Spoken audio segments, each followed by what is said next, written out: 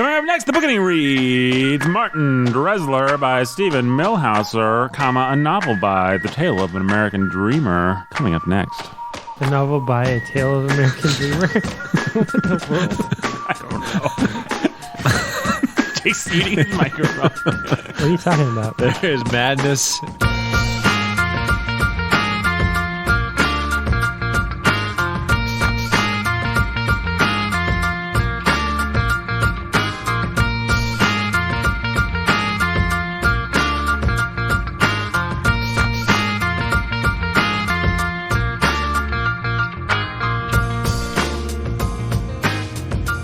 Everybody, welcome to the Bookening. My name is Nathan Albertson. I am your humble and obedient host of the Bookening, only the best Christian literature podcast. Now, does that mean that it's about Christian literature, like the Left Behind? No, idiot. It means it's about normal literature, but it's a podcast with Christians on it. Right, Brandon? That's right. And it's the best. Yes. We've got arguably the two greatest minds that exist in the 21st century. We've got the pastor who's a master of reading himself, Jacob Menzel. How you doing, Jake? I'm okay. How are you? Better than I deserve, my friend. Oh, boy. We've also got Mr. Grinch over there. Mr. No Attitude. Nope. A man that needs mo attitude, less gratitude. Or no. Less attitude. Less attitude. Mo gratitude. Mo gratitude. Yeah. That's right. Brandon Chasteen, old Grumpus himself. That's what they call me. Old Grumpus. Old Grumpus. We got a new nickname. Christmas, I go around dressed in gray and I drop coal into children's stockings. Yeah. Krampus. Krampus. Krampus. That's right. You've got cloven feet. I do. That's why I wear these shoes. You've got the body of a Greek god, specifically the cloven feet of Bacchus or whatever. Yeah, I have the body of Bacchus. I'm so sorry, guys. We just got to get past this. All right, folks, let's do some donor shout-outs. Donor shout-outs. It's the part of the show where we shout out some donors, don't you know? Donor shout-outs, it's my favorite thing.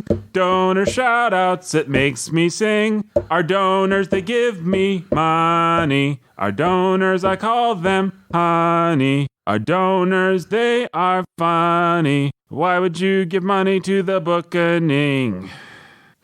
That's the way you're ending the song. Yeah, why would you give money to the Bookening? Hey, Brandon. Oh, boy. You ready to shout it out for our donors? Yeah, let's do it. Hey, Jake, you ready to help Brandon shout it out for our donors? I can see by the look. I wasn't ready for it, but if... All right, guys, you're both going to help with the shout-outs. Yay! Yay. Yeehaw. Yeehaw. All right. You know what? I'm going to shout it out to a guy that has given us $1. Oh, we got a guy who's giving us $1? Let's do it. Let's just shout it out to him. I know it invalidates all the people that gave 10, but you know what? You remember that parable? It's a good parable. Look it up. Let's shout it out to Ben. Ben. Not. He gave $1, man. Yeah, he did. Saying his name's enough. Ben, if you want us to shout it out more, then up your game, buddy. Yeah, up your game. You know what? Let's not shout it out to Ben. Yeah. Let's not shout it out to Ben. Forget Ben. Ben. Beep, beep, beep, beep. That's my impression of crickets. Like mice. Let's shout it out to actual donor Ben. Actual donor Ben. Let's shout it out to Beth. Beth. Let's shout it out to Eric and Catherine, the Lovebirds. Eric and Catherine, the Lovebirds. I wasn't even going to try. Let's shout it out to John and Jill, the Lovebirds. John and Jill, the Lovebirds. And Max. And Max. Let's shout it out to Dr. Zhivago. Dr. Zhivago. And now, let's shout it out to a non-fictional Dr. X. Mr. X. Professor X. Professor X. And let's shout it out to Nathan. And let's shout it out to Rhonda and Robert. The Lovebirds. And Robert. The Lovebirds. Nice job, fellas. Let's say we talk some more Martin Dressler. Yeah. All right, guys, let's talk about Martin Dressler, the guy. Martin himself. Mm-hmm. I read a lot of things by people who felt annoyed by Martin's character and particularly by people who felt like his point of view was restrictive. There were people who said that Milhauser did the book or the reader a disservice by not giving you more than what Martin gives you, because Martin doesn't really understand himself and Martin doesn't really understand anyone else, and they were annoyed by this. Your thoughts? I guess my thoughts are, if Milhauser had set up the novel in such a way as that should be what we were expecting from it, then I would have more patience with that sort of criticism. But how about we critique the novel that he wrote instead of the one he didn't? There we go. We'll clean our hands of that. Well, I mean, like what? Do you guys think that there's something narcissistic about the book? So is the question then, are they trying to equate Martin Dressler with Stephen Milhauser? Yeah, perhaps. I mean, they're saying like... That's the only way that this line of criticism works. I'm not trying to defend the line of criticism. It may well be a dumb line of criticism, but I did read a number of people who said the book is so severely limited by Martin's own lack of awareness that you just don't end up being able to have anything to grasp onto, and it feels maybe a little narcissistic on Milhauser's part. Like, he doesn't care what, particularly the feminist critics would say, he doesn't really care what the women or, Caroline, Emmeline, they're all ciphers. Well, as soon as you say that this is the feminist critics, they're always narcissistic and how much they care about the fact that women are underrepresented in books written by men. Guess what? If I'm not mistaken, the title of the book is Martin Dressler. I want to say you're not mistaken at all, sir. It seems to be that the book then is about Martin Dressler. Yeah, it's the same criticism people bring against like David Copperfield or what's another one? Tristram Shandy. You'll hear those criticisms, but the defense is always the same, and it's that the novelist set out to write a book from the perspective of a character who happened to be the kind of man that he was. A dreamer and a narcissist. You don't have to read the book, but it speaks well to Milhauser's ability as a writer that he's pretty committed to the perspective through the whole book. You would want him to be. As a craftsman, to stick to that point of view. It's not that dissimilar from the kind of criticism where you'd have a fantasy hero and somebody would say, that's unlikely. Yeah. Right? Like, well, that's the point. That's the point. It's unlikely, and it happened in this world. And that's what makes it a fantastic story, is because a fantastic thing happened. I guess the only way I could see it is if we felt like Milhauser was saying that Martin is awesome and we disagreed. Like if Milhauser is somehow buying into Martin's extremely limited, almost autistic, I want to say, almost like Asperger's kind of structural, I don't care about anybody but this weird engineer creativity consuming the world thing. Maybe that's the tension that these people are, I don't know what those people are actually feeling, but maybe that's a worthwhile question to ask is Martin a person who it's fruitful for a novel to assume the point of view of, and is Milhauser doing it in a helpful way? That's their criticism, is that it's not? That's my giving them the benefit of the doubt. That's your best attempt at charity towards them. The best attempt at what the good version of what they might actually be saying. If that's the case, then you get to be that outside perspective and say, Martin's a bad dude. Milhauser doesn't have to give you that. He just has to give you Martin. Does that make sense? Like, if you want to be critical that Milhauser doesn't tell you what to think about Martin, he just gives you Martin, then you're not thinking. You're not engaging with Martin as a character.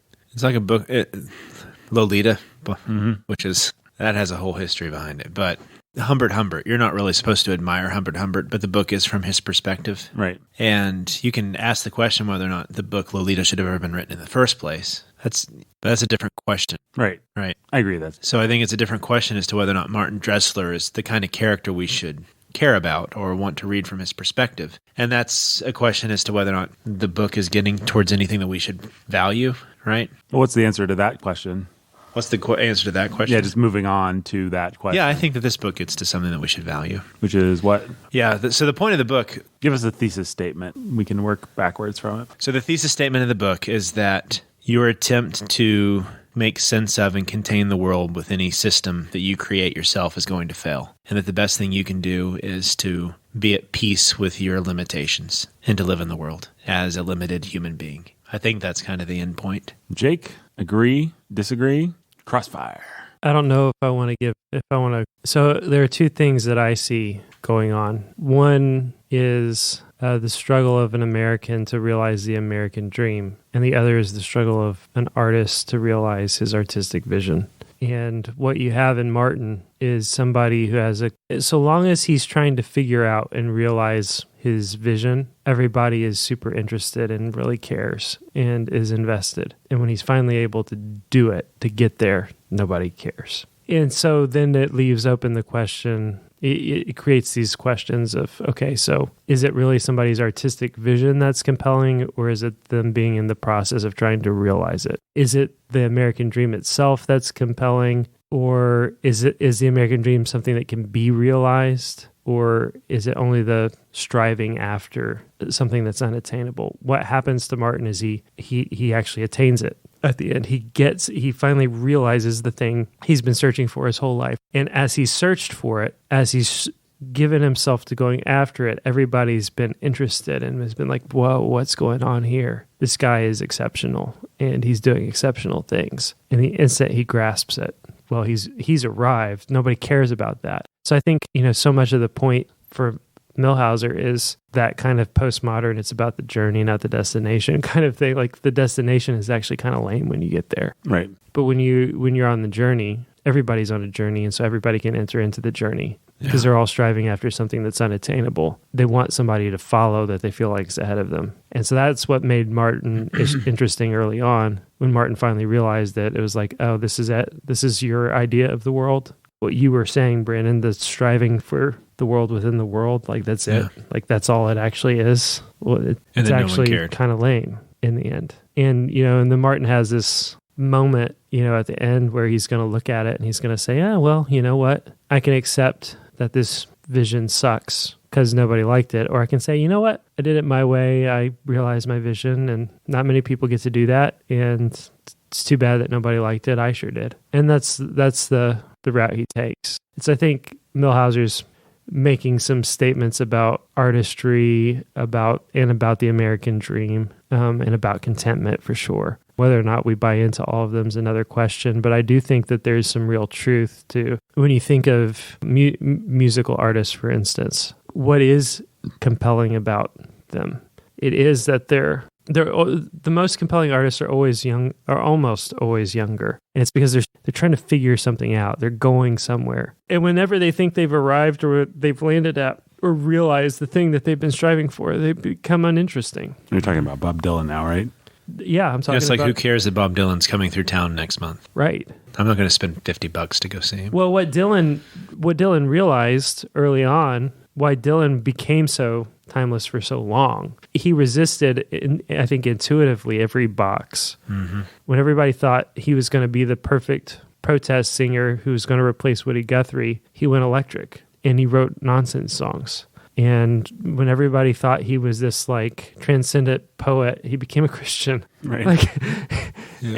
And when everybody thought he was a stupid Christian, he became a mystic. And when everybody thought he was a mystic, he became a roots traditionalist. Mm-hmm. And now he's just an old guy. Right.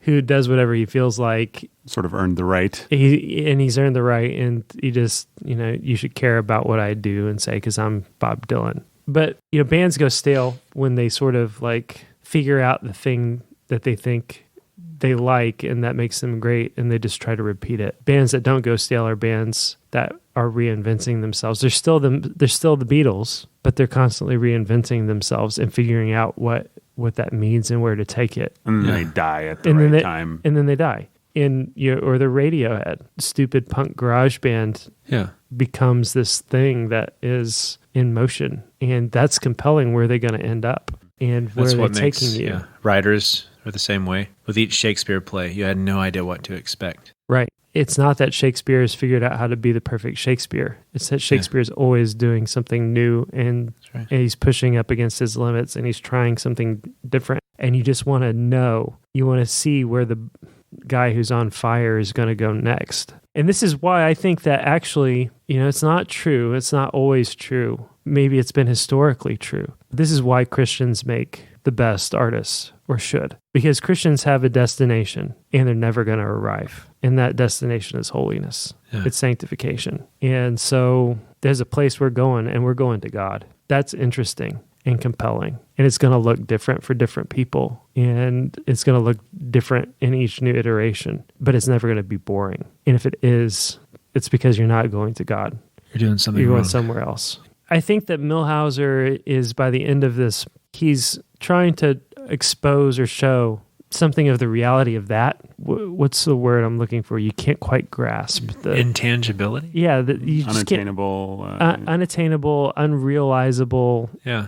goal. It's just always out of reach. What he gives us is this. You brought up in the last episode the Chesterton quote about you take an ordinary boy and then you put him in a world of dragons. What he's done is he's given us a dragon, and he's put him not among dragons, but in a world of ordinary people. Right. Mm-hmm. And what that allows us to do is sort of, nobody is Martin Right. in real life. Nobody goes off on this bizarre vision and has as he puts it, the gods open every door, the powers that be sort of, and then realizes his vision. That just doesn't happen. The point of giving us that is so that we can step back and see maybe the vanity of what we're chasing after. Yeah. Well, what you do often hear about, it's always a part of the myth of people like Dylan or just any great creative, is you always hear the story of the Martin Dressler, the guy that was actually doing it before the guy that made it popular and was doing it in such an extreme, undiluted way that nobody got it. Right. You know, there's always, if it's a famous comedian, then it was the friend that was actually funny, but they could But never. the friend realized the genius of the dude, and also realized, and that, it's that sort of like in you and I, we have, and maybe the three of us have had this conversation too,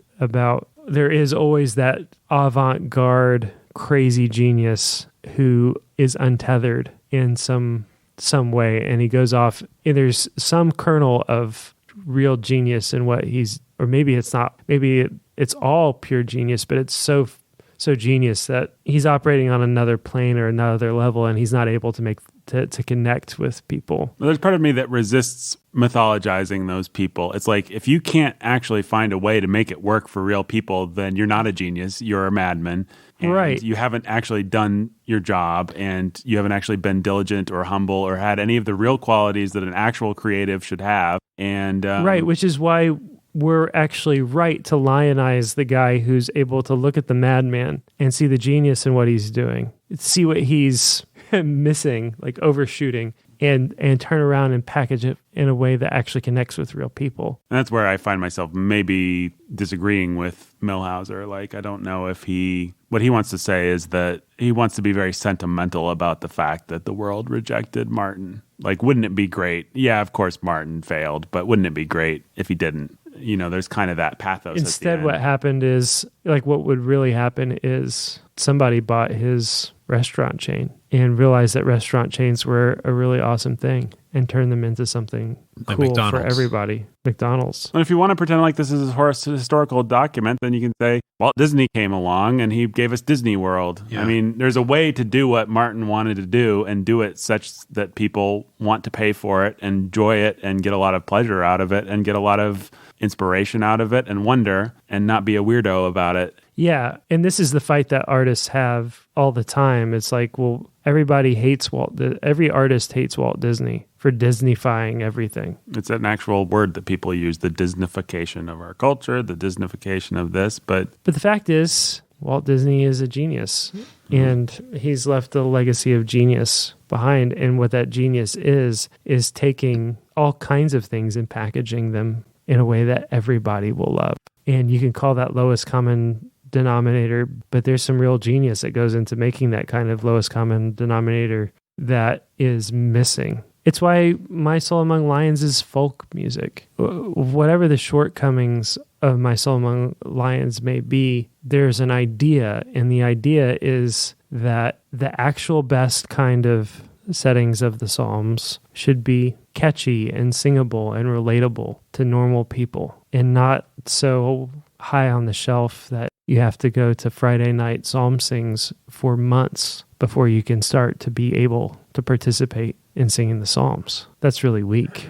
That's a artistic failure. If your idea of creating something elegant for the people of God lacks the simplicity that appeals to and is relatable to normal everyday people. And we talk about this all the time. It's the virtue of being simple without being simplistic. Yeah. You know. Well, to put that in terms of this novel, is it Rudolph Arling is the architect, the guy who comes and helps him? Yeah. So two things here. One, the architectural reviews that they get, I think they go to your point there because they're always condemning them for being almost too popularist, right? Not being refined enough. It always makes Rudolph Arling mad because he says they're not getting our vision. They're not seeing what we're really trying to do.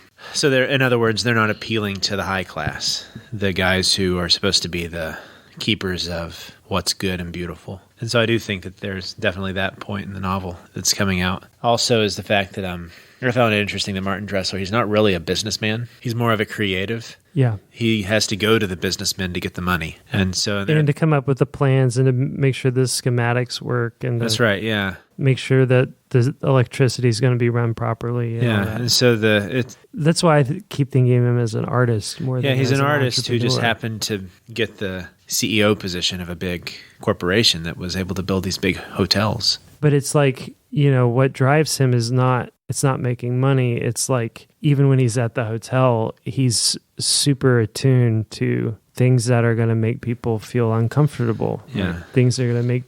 It's that charismatic vision that he has, which I guess goes, we see that with Steve Jobs. Steve Jobs. I was about to say, it's the thing that makes the myth, whether it's true or not, it's the thing that makes the myth of guys like Steve Jobs so compelling. He just had this thing. He thought that computers should be this way and they could be a bicycle for the mind and they could be this thing. And it didn't matter what, a bunch of people thought their computers should have. He just knew what they should have. If Steve Jobs had lived, would he have pursued that vision to madness? I mean, would he have eventually created the dumb thing that would he have made his, what's it called? Grand Cosmo? What's the thing called? The Big Cosmo? Grand Cosmo The Big Hotel. Lebowski? The Grand Cosmo. He kind of did, which is why he got fired the first time, right? He built some sort of computer that was so ahead of its time that they got rid of him. Well, it didn't actually do anything besides the three things that Steve Jobs wanted to do. Maybe I'm misremembering this, but then they brought him back for another shot. We're not doing a Steve Jobs podcast. What We'll read the Steve Jobs autobiography next year. you can make the case that what Dressler ended up, maybe what was Dressler's big failure is that he made too perfect of an imitation of the world as it is. That what's the point? Why would I be in here when I could be out there? Like, what part of that was, I don't even know. What is that kind of the artist genius God of- complex? I'm Yeah. actually going to contain the entire World. universe that God made in within my hotel. creation, yeah. It turns out something selective, like the new Dressler, that's just showing you parts of it, is much Right, more it's just compelling. that one aspect of it. Yeah, the whole point of good art is that it draws out that one little aspect, that one little detail, that one thing, or those 5 details, whatever. Right. But the limited, even just a medium like painting. Mm-hmm. Why is a painting compelling? Well, it's not just like real life, and you're excluding smell, and you're excluding hearing. You just have what you see, and that focuses your attention on a detail or on a thing in a way that in real life you don't. A poem is the same way. Well, and also the great art, by being selective, it finds what's all-encompassing, what's like the Mona Lisa, to take a really hackneyed example. It's compelling because there's the mystery of all women in this Her one smile. woman, in her smile. Yeah, And if it's that snapshot. he tried to paint every woman, you don't get that. But he paints just this one random duchess or whatever it is. I don't know who the Mona Lisa is, and somehow he just captures something that we can all relate to. And Right. It's really uncanny and weird. But then when your creation is it's the world, it's everything, then nothing's isolated, nothing's drawn out, nothing's special, nothing is any more uniquely compelling than And you end with walking out the of doors. great joke of the novel, which I love, just the punchline of him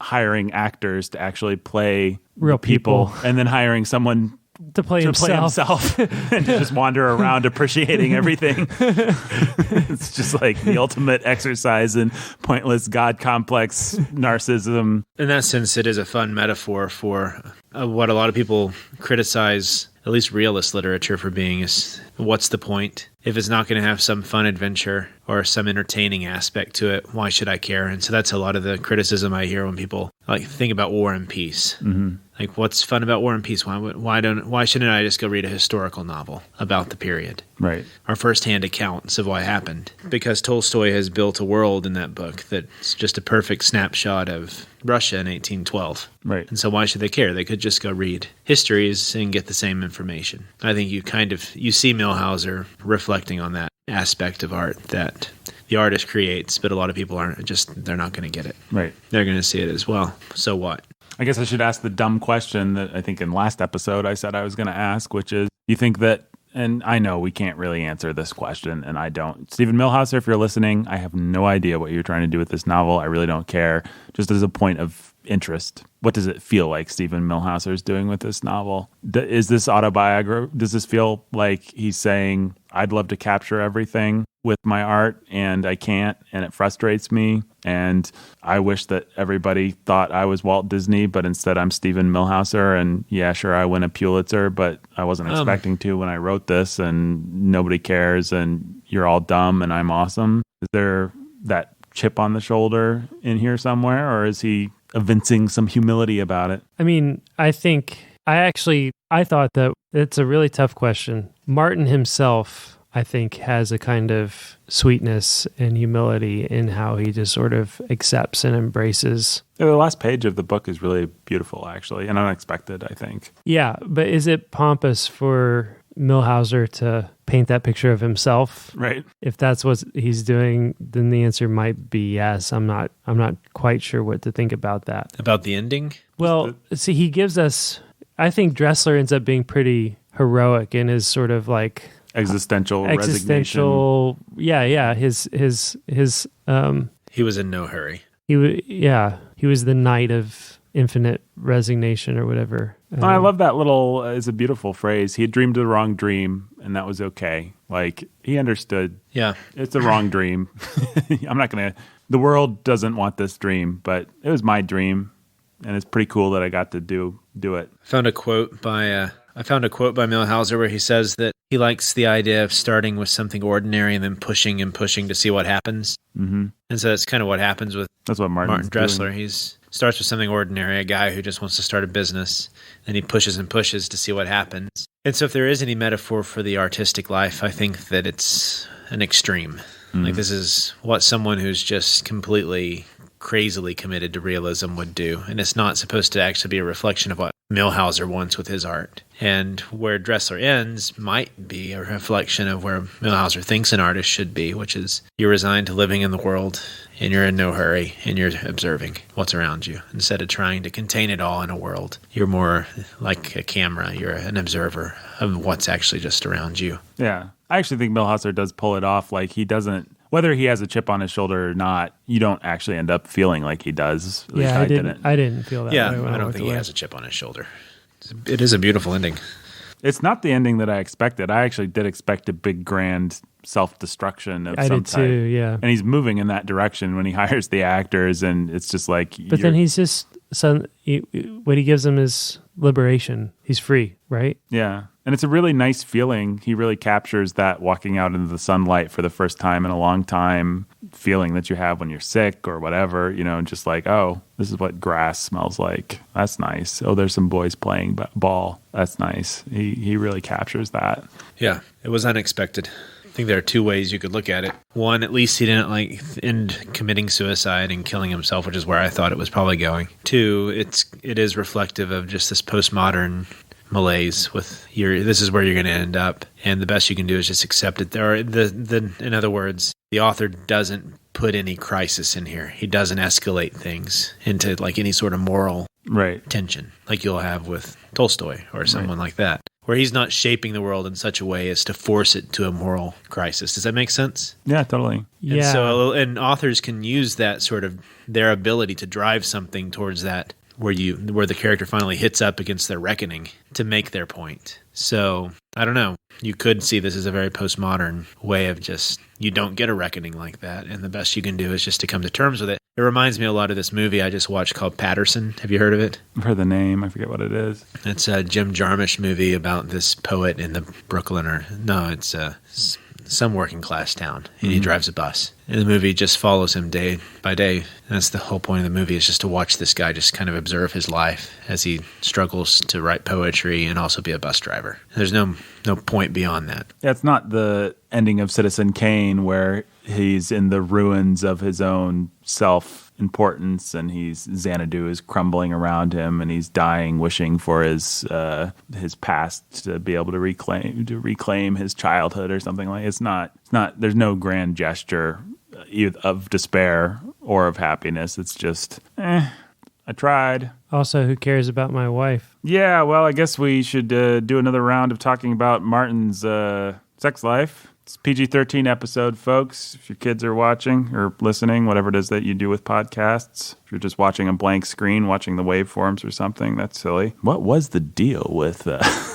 With the women? With the women in this book, guys. They're strange. Did you think that, because this is an honest question, I don't know the answer. Was Carolyn supposed to be real? Like, was that him just moving into pure metaphor or dream? Or was she supposed to read as some sort of a woman that we might meet in real life? No, Caroline is real. Caroline is exactly the kind of woman that I think it makes psychological sense for Martin Dressler to end up married to. That's what I think. I think that Dressler is always reaching for something that's elusive, something that's outside, something that he can't wrap his mind around. And what's appealing about Caroline is she is a mystery to him, and one that he doesn't understand. And so because he's a dreamer, he imagines all of these things about her. He creates a Caroline that's not real, and he imagines himself having the key to unlock her. Turns out she's a flat character in real life. And this happens to dreamer type people all the time. I agree, but at the same time, she's almost like retarded. Like, she is a little. I mean, she's exaggerated. She doesn't even know what to do on the wedding night. She doesn't have any conception of what's coming on the wedding night. She either doesn't or she pretends she doesn't. Right, but either way, it's like And the degree to which she doesn't is the degree to which. I mean, so her dad's dead and her mom has sheltered her and enabled her. Yeah, I mean, I can... and helped create the monster that she's become. I actually think I know a couple people like this. Yeah, I know what you mean, but she feels... That I can imagine doing these things. She feels a little bit metaphorical or exaggerated in the way that I think she is. Like, she's a bit of a dream character, but it's from the perspective of Martin. She comes in with the gun at the end. That's a weird thing. But I don't think it's out of character for her either. But then you're right. He gives her little touches of humanity. She does make a friend. Sometimes she'll say things. Like, she's not completely Wraith-like. She's given some non-cartoonishness. Yeah, and a lot of that maybe non-cartoonishness comes from Emmeline, actually, or from her mom. Yeah, she's the most dreamlike in the beginning when she refuses to talk. Well, then when she's just like in her languor, she reminded me of the daughter of Lady Catherine a little bit, and who's meant to be a funny character, like just a humorous exaggeration of that sort of thing. But she's just so laying with her back turned to him in the bed, and then like lounging on the couch, and then she does this weird. What's with the sister meld at the end? Like just how do you read that? The sister what? Sister meld, or like why does it makes sense. Why does Martin lose what's her face? Emmeline? Yeah. So Martin and Emmeline were made for each other. Martin realized that, I think, even though he also recognized that what was attractive and erotic about Caroline was the mystery of her, and Emmeline wasn't a mystery. She was just a perfect friend. To be attracted to Emmeline. Like he couldn't eroticize that relationship because she was such an awesome friend and like a sister. But what I think he realized, or maybe should have realized, is that great friends actually make great lovers. But be all that as it may, what ends up happening then is the sexual relationship is with Caroline, sort of, but not, because she's cold to him. And so then it's also with other people. But all of the emotional fulfillment, the real intimacy comes with Emmeline, and it makes Caroline jealous. What ends up happening is Emmeline really does feel like she's committed adultery with Martin, because it's been an emotional, a truly emotionally adulterous relationship. It's a codependent, emotionally intimate relationship that surpasses the bounds of what is appropriate for a married man. And then Caroline reveals a pretty realistic streak of vindictiveness that... Yeah, and who knows where she was aiming the pistol. But even before that, when she's pushing Emmeline into her bed, yeah, it's just the perfect revenge. Yeah. What she's doing is she's saying, you've got him, go ahead and have him, right? She's just like really... It's sort of like, we brought up the Joker a couple of times. It's sort of like the Joker. It's like, go ahead. Go ahead, do it. Nastiest thing. Go ahead, do it. Yeah. Do it. Go ahead, finish the job. You're 9/10 of the way there. Take the last 10th. Come on, do it. Do it. And what that ends up doing is she breaks Emmeline, is what happens. She breaks her. Emmeline realizes that she can't have any actual relationship with Martin in good conscience. So she's done. She's just going to be Caroline's sister, which is sad for Emmeline. But it's how Caroline actually controls that family and ends up controlling her. So, yeah, I mean, Caroline, I think, is a little bit of a grotesque. Yeah. But she's the kind of grotesque that rings true and actually makes sense, that Martin would have a dumb dreamer kind of attraction to this girl. And also, I think Milhauser actually does a good job of giving you just enough of Caroline's other interests, and that you realize Martin has completely, in his way, objectified her in such a way that she couldn't be anything but a wraith to him. Right. You know? Yeah, he's not... Yes, she is a passive, ridiculous person, but he wouldn't be able to see beyond that. We don't really know. We don't get an opportunity to know what's interesting about Caroline or real about Caroline beyond this eroticized, weird ghost that Martin's created for himself. We do get a sense, though. Yeah, with her friend, whatever that... Well, I think you were hitting on it with she's a grotesque, and so, like, Bill Sykes is grotesque because he's a tyrant and just nasty, and his masculinity is just blown up into proportions where he becomes a monster. And so she's a monster because her femininity is what she uses to be her poison that she kills people with. Right. And that's how she controls her family. And so she's a grotesque because it emphasizes that. But it does make sense for a girl with no dad and a ridiculous, shallow mother, enabling mother, and a loving sweetheart of a sister. Right. That she would become that sort of monster. Yeah. Nominate her for the Monster Squad. Caroline's going in our Monster Squad? Yeah, Martin should go in there with her, though. What kind of it makes perfect psychological sense that he would be that angry on his wedding night. That he, on his wedding night, would say...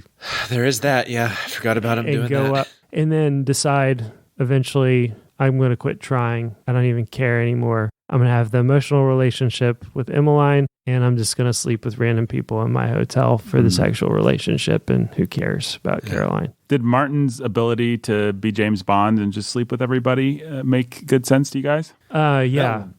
It made sense, except that one scene came out of nowhere. Which I still don't understand what happened there. The lady, not the first lady. The random lady, yeah. Not the lady. I think that first it was just meant him, to be. I think it was just meant to give you a snippet into a snapshot of the kind of thing that kind of always sort of happens to Martin, to just sort of hint at and tease. This is what I do think that it makes sense that Martin was a rock star. He had the rock star glow about him, you know. And he had what? It's what made him it's what got him into the Vanderlyn at the first place. When he was a boy, he could anticipate people's needs and meet them in his Martin Dressler systematic. I don't know how to put my finger on this, but it's something that you recognize in people that in the real James Bonds of the world who are completely narcissistic, but also they get away with it because they don't really ultimately get away with it. That's not what I'm saying, but they achieve their conquest because they're able to what? Well, there's a reason I think the distinction, the difference between Bond and Dressler is that Bond's a macho confidence man, right? Who's going to go out and go on the prowl. But Dressler's the kind of guy that an old, bored wife, rich white socialite would seduce. Right. And the reason is because he's got this, his virility is in his, like, it's tied with his creativity and his compassion and his glow. The glow about Martin is he's a man on fire. He's a man who's always going somewhere. He's a man who's overflowing with creative ideas. and all of them are tuned to the sensitivities of other people, and everything he does exudes that. And so you have the bored wife who sees this boy who she intuitively knows understands her, understands what makes her tick, what makes her happy, what makes her uncomfortable, and intuitively is just able to just sort of always meet all of her and anticipate and meet all of her needs. And I think that can be really appealing to people. Well, there's something almost sociopathic about it, though. It's not, he doesn't actually care about anybody but himself. But right. That's actually what gives him his virility. Like, and I have known people like that, and I'm sure we all have. I mean, it's just like, it's a type that's very recognizable from real life, I think. Mm-hmm. Tupac. Yeah. Actually. Yeah. Tupac, he knew that if he put a song or two about his mom or whatever on his albums, that was sweet and sensitive and thoughtful, that people, and there are all kinds of horror stories about women were ready to line themselves up and throw themselves. Yeah. I don't know how to talk about that in a way that's going to be helpful for anybody, but sort of Yeah. A friend of ours, he feels very uncomfortable with Milhauser. I don't know what word he uses. Maybe erotic, maybe pornographic. Sensuous. Sensual. No, I've heard him use the word pornographic. Right. And he doesn't mean that it turns him on. What he means is it's that accumulation of detail that I read a critic who just said, I reject this hypnotic accumulation of detail. I reject the sensuality of this. I don't like it. Augustine has this passage in his Confessions where he distinguishes between the lust of the flesh, the lust of the eyes, and the boastful pride of life. That passage from, is it 1 John? Yeah, it's 1 John. So he distinguishes between the lust of the flesh and the lust of the eyes. I talk about it all the time because I found it really very personally helpful. What he argues is that the lust of the flesh is a lust for actual physical bodily gratification. Food, sex, drink, whatever. But actual food, actual sex, actual drink. Lust of the eyes, it's a morbid curiosity to see and experience things that are not yours to experience. One of his examples is the corpse at the side of the road. There's nothing gratifying in any physical kind of way about going to see the corpse lying on the side of the road. You might vomit, it might gross you out, it might give you nightmares, but people do it. People rubberneck at accidents when they're driving down the road. And I think pornography fits into this category. It's a desire to see and consume and to have intimate knowledge of things that are not for you to know. I think that when he says Milhauser is pornographic, this is to give his argument the most credit. It's due credit. When he says that Milhauser is pornographic, I think that's what he means. There's something Milhauser is doing where he's pulling back a veil of propriety or something, and he's making you see, imagine. He's feeding this morbid curiosity, this lust of the eyes, this lust to experience or know or have intimate knowledge of things that are not for you to know. I think that's what he senses and what he feels. Maybe I shouldn't try to speak for him, but that's what I think is maybe the real danger of Milhauser. In the danger of illusionists and conjurers, maybe too. I don't know. My own attraction to Milhauser is has something of the allure of the forbidden. Yeah, it does. It has something of the allure of the forbidden, something of an experience. He's going to show me something that I shouldn't see, or help me feel something that's not natural or not normal or just outside of the way things ought to be. And the boundary of, the art's always trying to make you see something different or feel something different, feel differently about something. Good art is meant to train your emotions and how to feel rightly about things that are real and true and good and beautiful. We had our episode not long ago, maybe it was long ago, I don't know by the time, about should Christians read fiction, and we talked about the power of fiction for good and for evil, its ability to train your emotions and to teach virtue or vice, awaken your heart to love what's good or to love what's evil. And he certainly knows how to play the strings of your heart. To play that instrument's not wrong. Otherwise, we're throwing out fiction and art, right? Then the question is, well, is he right. doing it in a way that's wrong, or is he leading you in wrong places? And I think my answer to that question is Milhauser doesn't really care, and therefore he's dangerous, but also there's a line there, and I don't actually think he crosses it. Yeah. In this novel. In this novel particularly, I'd say no. I'd recommend this novel to most people. Yeah, I think he crosses it a couple times in this novel. Yeah, maybe. I think his just cavalier attitude towards the sex scenes is disturbing. They're pretty sensual. And the adultery. And the adultery, yeah. And he doesn't care about the morality of them, except for insofar as the not caring adds an additional layer of interest and intrigue. Yeah. Yeah, but I get the sense that, if an author does what Jake is saying, then that's bad. I don't get the sense that he's doing that in this novel. And I think it's other things that is making this friend of ours say this, though. Yeah, other short stories. So I can't speak to this at all. I don't think he does it in this novel. The short stories are much more potent. I do like them. I'm loath to make a final judgment because it's not that everybody's right and everybody's wrong and there is no final judgment to be made, but you kind of have to make it for yourself. I think, I can't tell anyone where exactly that line is. Yeah, no, I think that's right. If I see someone obviously crossing it, then I would hope I would have the courage to call him on it. And there's a lot of books that we just don't read on the Bookening. Brandon alluded to a couple of them last episode. We talked about this on our poetry episode.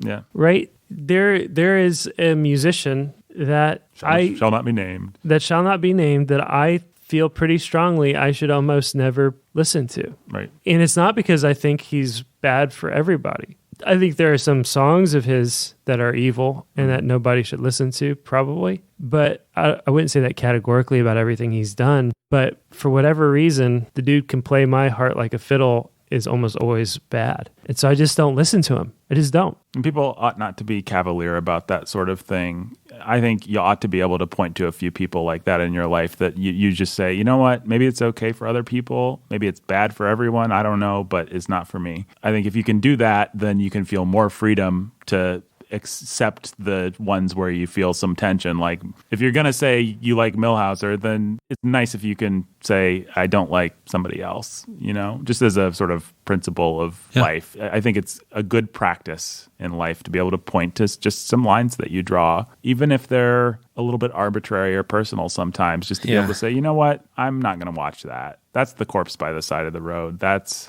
just, I don't need to know about that. I don't need to look up this word and find out what the sex thing that everybody was talking about at work was. I don't need to know. Who cares? Whatever it is. I mean, that's a really cheesy, obvious example, but... Yeah, and so I have nothing but respect for somebody who looks at Milhauser and his ability to play the strings of their heart and say, yeah, nope, right, nope, not for me. Yeah. Can't do it. It's dangerous for me. I don't think that you can take Milhauser in particular and other artists like him and decide that you're just going to give your heart over to them without discernment. Just embrace everything that they do and think that you're going to be okay or cool. You're not. What makes him good is what makes him dangerous. And you need to be aware of the dangers, and that doesn't mean that you can't enjoy him. I'll give you an obvious example from my life. Radiohead, actually. Radiohead is the kind of thing that I can listen to some of the time and enjoy, and there's nothing particularly wrong with Radiohead, I don't think. Gibberish lyrics with really depressing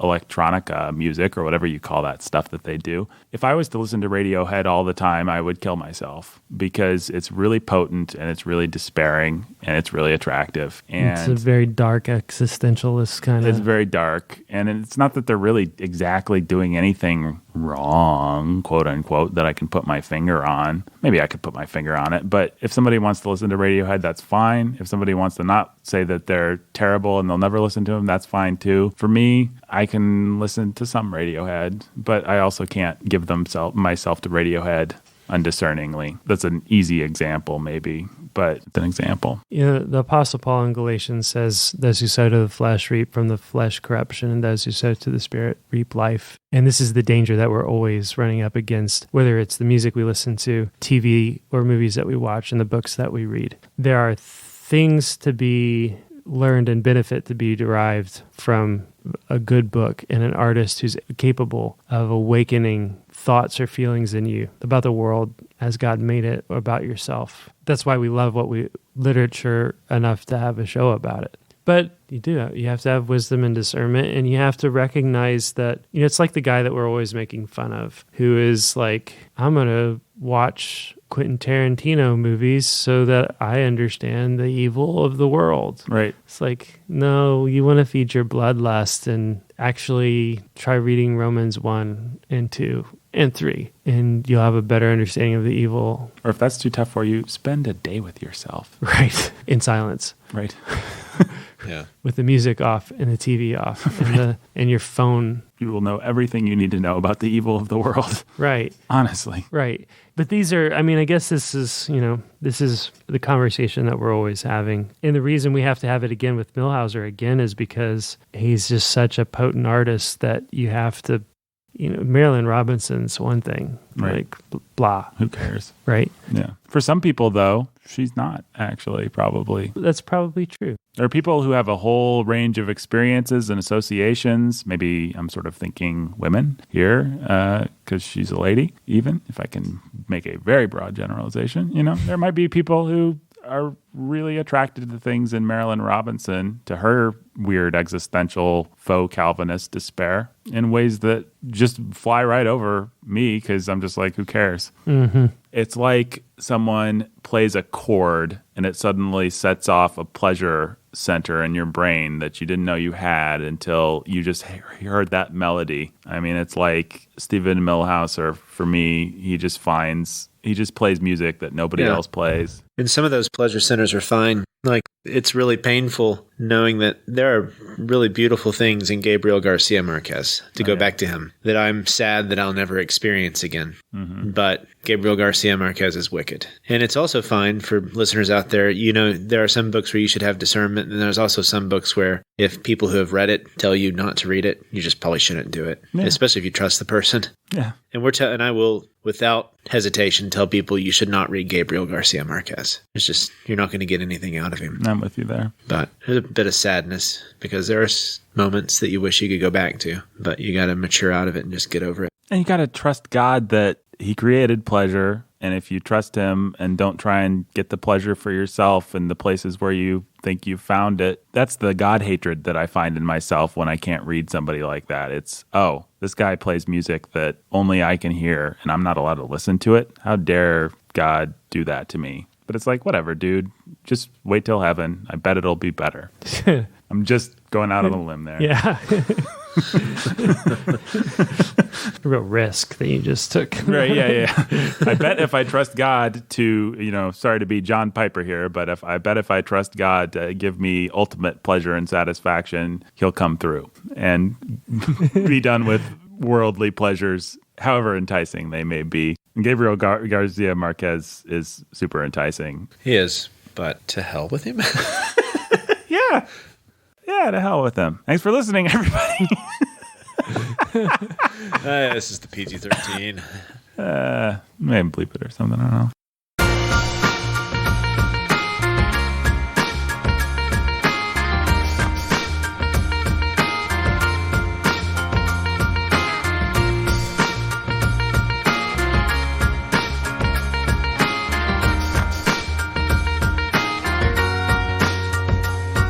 Bookening Today was written and produced by Nathan Alberson, performed by Jacob Menzel and Brandon Chasteen. And also Nathan Alberson. And Nathan Alberson. Yay!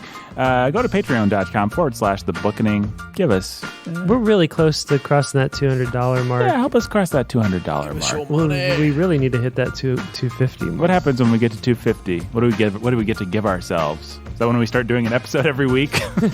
I think that's like one of our prizes.